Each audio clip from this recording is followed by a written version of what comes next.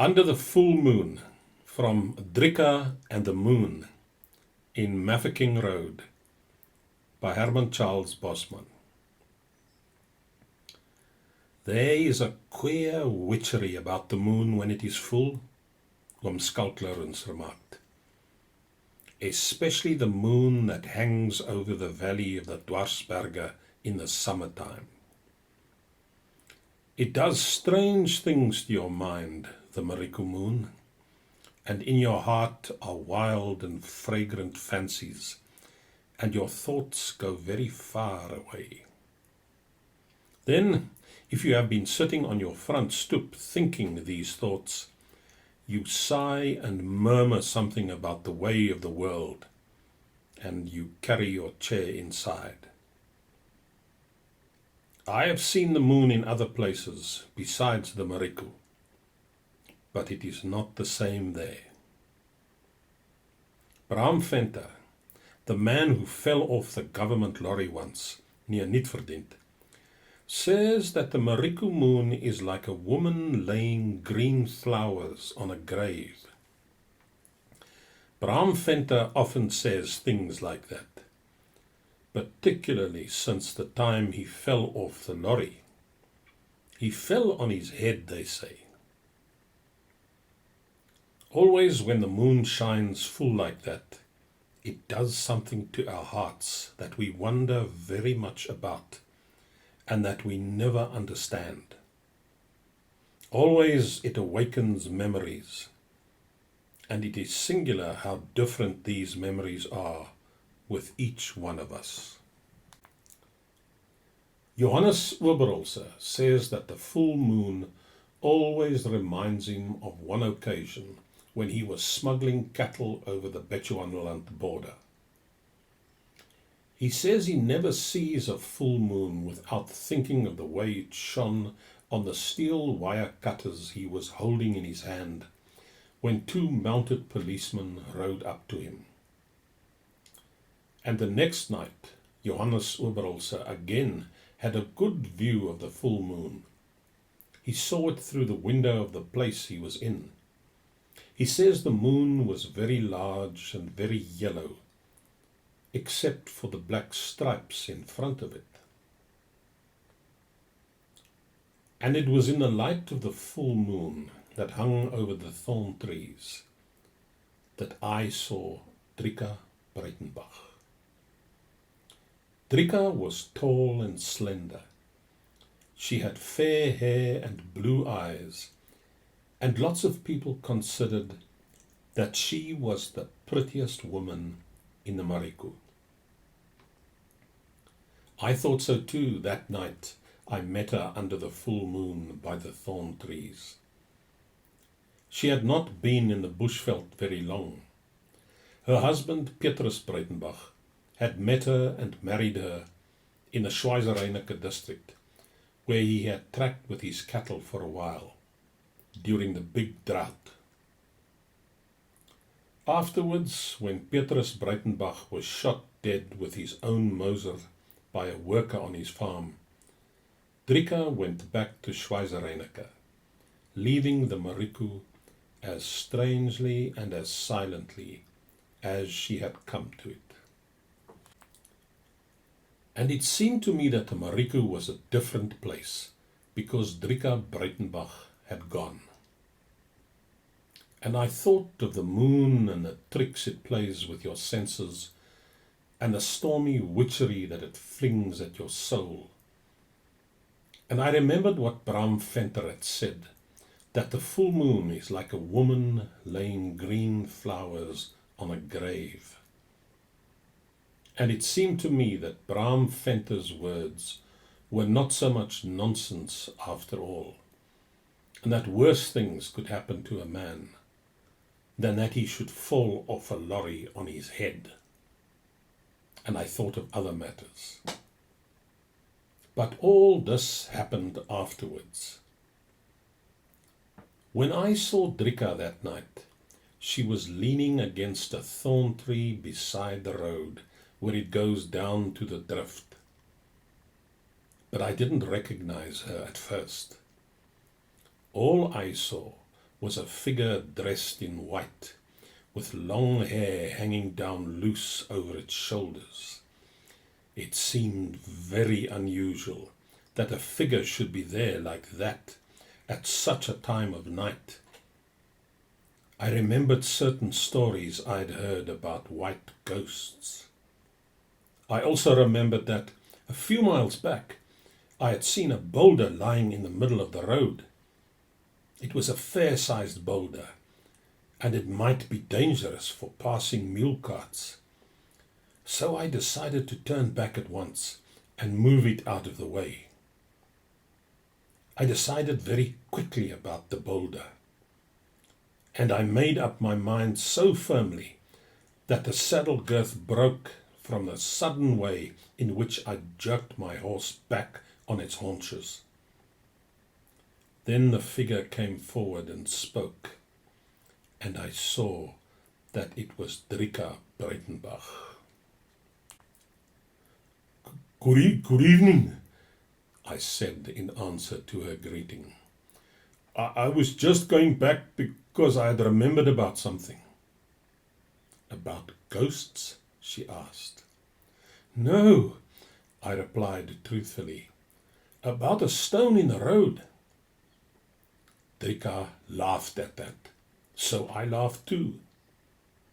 And then Drieka laughed again, and then I laughed. In fact, we did quite a lot of laughing between us. I got off my horse and stood beside Drieka in the moonlight. And if somebody had come along at that moment and said that the predikant's mule cart had been capsized by the boulder in the road, I would have laughed still more. That is the sort of thing the moon in a mariku does to you when it is full. I didn't think of asking Drieka how she came to be there, or why her hair was hanging down loose, or who it was that she had been waiting for under the thorn tree. It was enough that the moon was there, big and yellow over the veld, and that the wind blew softly through the trees and across the grass, and against Drieka's white dress, and against the mad singing of the stars. Before I knew what was happening, we were seated on the grass under the thorn tree, whose branches leant over the road. And I remember that for quite a while we remained there without talking, sitting side by side on the grass, with our feet in the soft sand. And Drieka smiled at me with a misty sort of look in her eyes, and I saw that she was lovely. I felt that it was not enough that we should go on sitting there in silence. I knew that a woman, even a moon woman like Drieka, expected a man to be more than just good-humored and honest. I knew that a woman wanted a man to be an entertaining companion for her, so I beguiled the passing moments for Drieka with interesting conversation. I explained to her how, a few days before, a pebble had worked itself into my veldskoen and had rubbed some skin off the top of one of my toes. I took off my veldskoen and showed her the place. I also told her about the rinderpest and about the way 2 of my cows had died of the milk siekte. I also knew a lot about blue tongue in sheep and about gallen siekte and the haarworm, and I talked to her airily about these things, just as easily as I am talking to you now. But of course it was the moonlight that did it. I never knew before that I was so good in this idle, butterfly kind of talk. And the whole thing was so innocent too. I felt that if Drieka Breitenbach's husband Petrus were to come along and find us sitting there side by side, he would not be able to say much about it. At least, not very much. After a while, I stopped talking. Drieka put her hand in mine. "Oh, Skulk," she whispered, and the moon and that misty look were in her blue eyes. "Do tell me some more." I shook my head. "I'm sorry, Drieka," I answered. "I don't know any more." "But you must, Skulk," she said very softly. "Talk to me about other things." I thought steadily for some moments. "Yes, Drieka," I said at length. "I have remembered something. There is one more thing I haven't told you, about the blue tongue in sheep." No, not that," she interrupted. "Talk to me about other things. About the moon, say." So I told her 2 things that Bram Venter had said about the moon. I told her the green flower one and the other one. "Bram Venter knows lots more things like that about the moon," I explained. "You'll see him next time you go to Ceres for the nagmaal. He's a short fellow with a bump on his head, from where he fell." "Oh, no, Skulk," Drieka said again, shaking her head so that a wisp of her hair brushed against my face. "I don't want to know about Bram Venter, only about you. You think out something on your own about the moon and tell it to me." I understood what she meant. "Well, Drieka," I said thoughtfully, "the moon is all right." "Oh, Skulk," Drieka cried. "That's much finer than anything Bram Venter could ever say, even with that bump on his head." Of course, I told her that it was nothing, and that I could perhaps say something even better if I tried. But I was very proud all the same, and somehow it seemed that my words brought us close together. I felt that a handful of words, spoken under the full moon, had made a new and rich thing come into the life of Drieka and me. We were holding hands then, sitting on the grass with our feet in the road, and Drieka leant her head on my shoulder, and her long hair stirred softly against my face, but I looked only at her feet, and I thought for a moment that I loved her. And I did not love her because her body was beautiful, or because she had red lips, or because her eyes were blue. In that moment, I did not understand about her body, or her lips, or her eyes. I loved her for her feet, because her feet were in the road next to mine. And yet, all the time, I felt, far away at the back of my mind, that it was the moon that was doing these things to me. "You have good feet for walking on," I said to Drieka. "Bram Venter would have said that I have good feet for dancing on," Drieka answered, laughing, and I began to grow jealous of Bram Venter. The next thing I knew was that Drieka had thrown herself into my arms. "Do you think I'm very beautiful, Skulk?"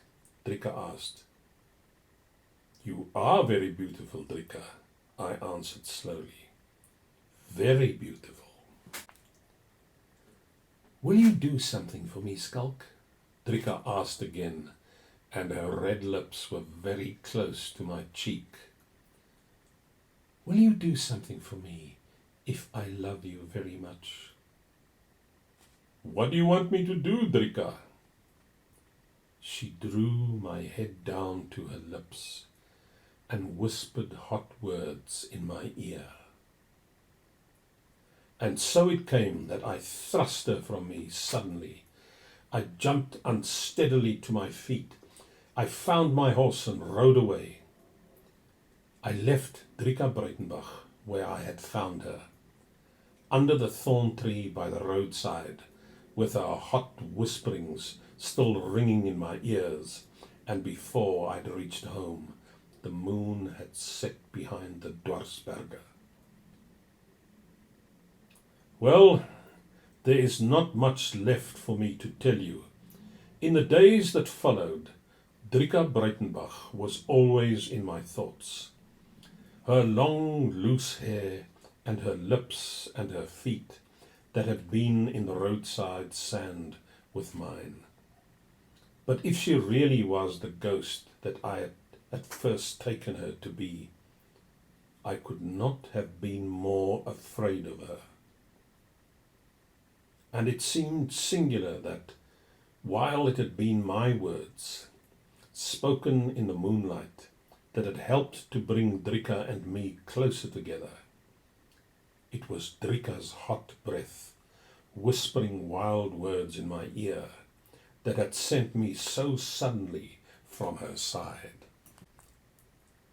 Once or twice I even felt sorry for having left her in that fashion. And later on, when I heard that Drieka Breitenbach had gone back to Schweizereineke, and that her husband had been shot dead with his own Moser by one of his own farm workers, I was not surprised. In fact, I had expected it. Only it did not seem right, somehow, that Drieka should have got a farm worker to do the thing that I had refused to do.